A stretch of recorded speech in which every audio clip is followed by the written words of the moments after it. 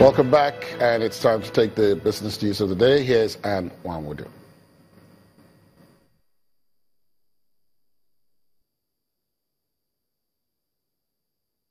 You first.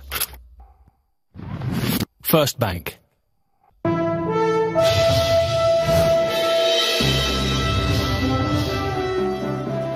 Thanks a lot, Ladi, and welcome to Business News. The International Monetary Fund says 0.8% projected economic growth for Nigeria in the year 2017 will not make a dent in reducing unemployment and poverty. In a statement released today, the IMF says despite some signs of relief in the first half of this year, the country faces near-term vulnerabilities and risks to economic recovery and financial stability.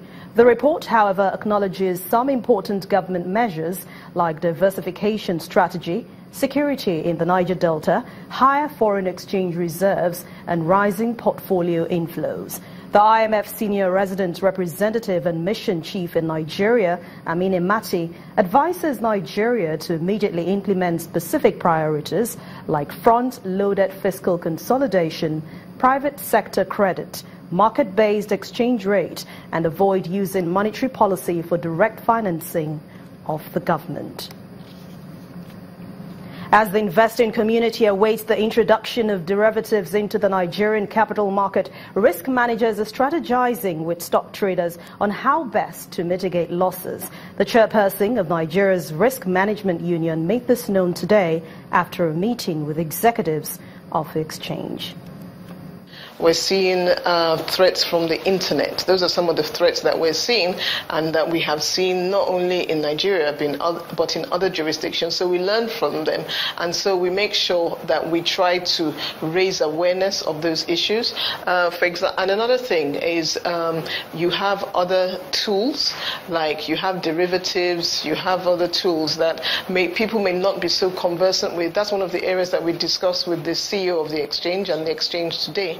That's an area of opportunity where Riemann can work closely with the stock exchange and its own ecosystem to make sure to create awareness, to educate people on how best to use those hedging tools with a view of minimizing any losses or minimizing risk.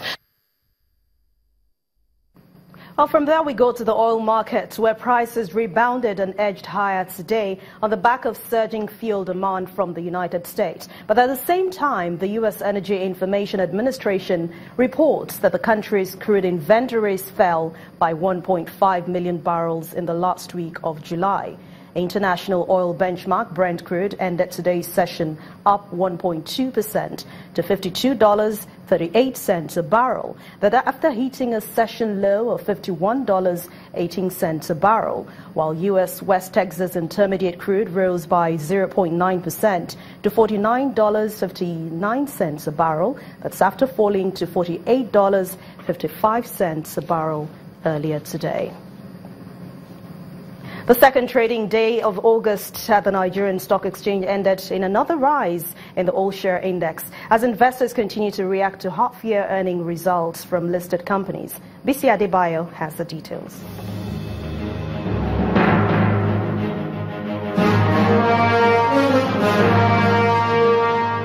Despite a heavy 2.43% decline recorded by major stocks in the oil and gas sector, equities in the industrial, consumer goods and banking lifted the NSE further at the close of today's session. The NSE's main index ended the second session in the new month up by 0.5% and close to the 37,000 level, while market capitalization was higher by around 67 billion naira to 12.72 trillion naira. However, in contrast with the last two sessions this week, today's transaction yielded a lower total turnover of 251.01 million shares from 4,047 deals worth over 3.77 billion naira.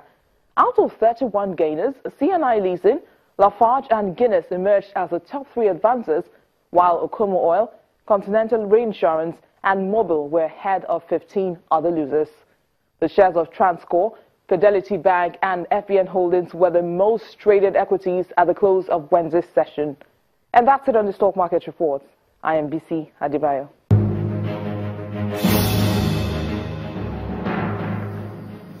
The Dow Jones Industrial Average hit another milestone today, breaking above 22,000 for the first time following share price surge and strong quarterly earnings from Apple. But let's see how other major markets ended today.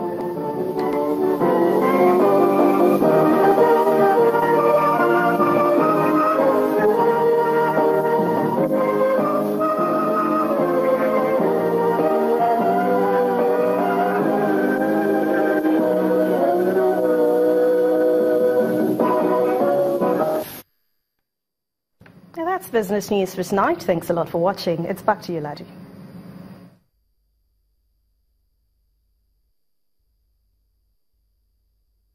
You first. First Bank.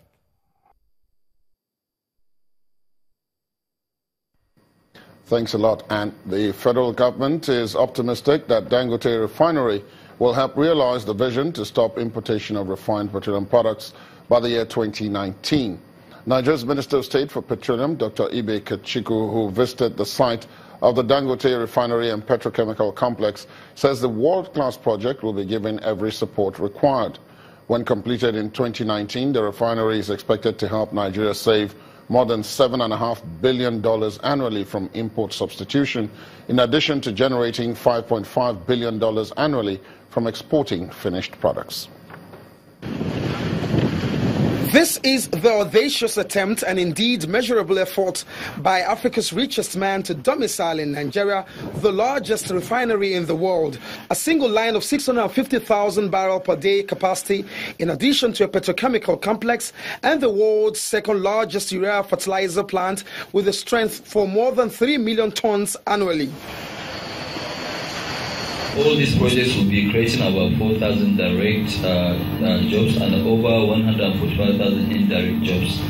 We'll also save about $7.5 billion for Nigeria annually through import substitution, which means lack of importation of petroleum products, and also will generate about $5.5 billion for export through both the refined products, the petrochemicals, polypropylene and polyethylene, and also the 3 million tons of fertilizer. Let's help you make more sense of the scope of this project. The entire space acquired is 7 times the size of Victoria Island. Following a series of births and visits by top guests, on this occasion, Nigeria's oil chief is here to run a professional eye on the project. I'm very excited about it. It conforms to the 7 big wings. It conforms to the timeline that I've been singing all over the place, that we need to get out of importation of petroleum products. And so, like I said, I'm going to have a dashboard on this and work with them all through to see how, along with the other refineries that we're doing, we can meet the sort of template that I've sort of put in place for the industry. The man is simply not overwhelmed. He seemed to be very used to mega stops. We're working out something which will actually help, including thinking about taking a pipeline from here to Ogun State to bypass the villages, so that we can load from that express road going to Benin and also going to the rest of the north. So there shouldn't be any issue. And then from here too, we can take products to the south, from there to distribute to the southeast by sea. 300 cranes ordered, 7.7 million man-hours so far with no injury or lost time, and more. This complex will make Nigeria petroleum products sufficient, a next exporter, and huge capacity for gas to power measuring up to 12,000 megawatts and more. Nigeria may well begin to celebrate ahead of the 2019 commission date. As part of its retail expansion drive, Rain Oil Nigeria Limited has opened an ultra-modern mega station and a mall in Asaba, the Delta State capital. At the formal launch of the facility, Governor Ifeanyi Okowa reiterates his administration's commitment to making the state conducive for all investors to investing. For the chairman and CEO of Rain Oil Limited, Gabriel Ogbenche, the company will continue to meet its customers' demands. The ever-busy Nebisi Road in Delta State is the center of attraction, with the opening of an ultra-modern mega station and a mall by Rain Oil Limited. Here to witness the launch are the management of Rain Oil, government officials, traditional rulers and investors. The arrival of Governor Ifeanyi Okowa kickstarts the event of the day, acknowledging the giant strides Rain Oil has made. He reaffirms the state government's commitment in making the state economically viable for all investors. We are proud of what you have done. We congratulate you and we look forward to even greater partnership.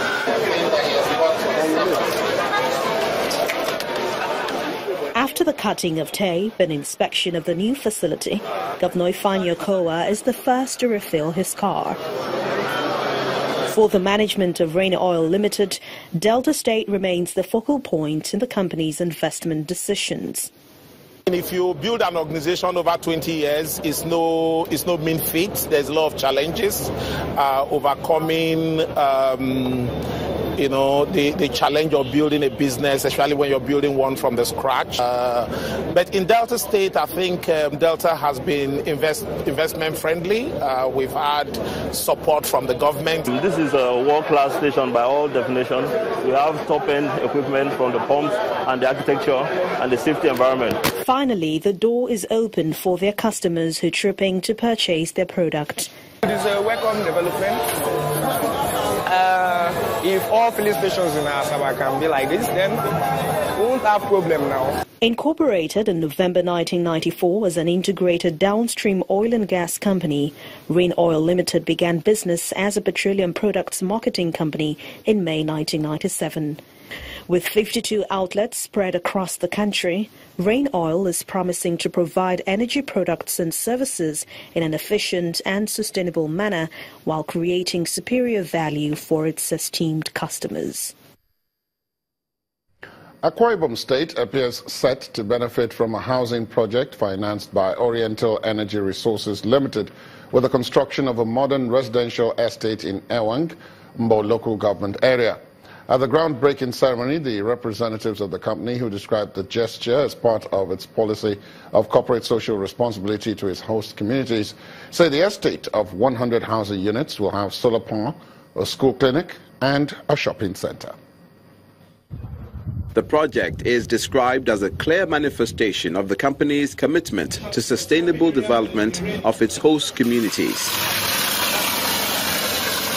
Oriental Energy Resources was established in 1990, partly as a response to government's efforts to involve and increase indigenous participation in the oil and gas industry.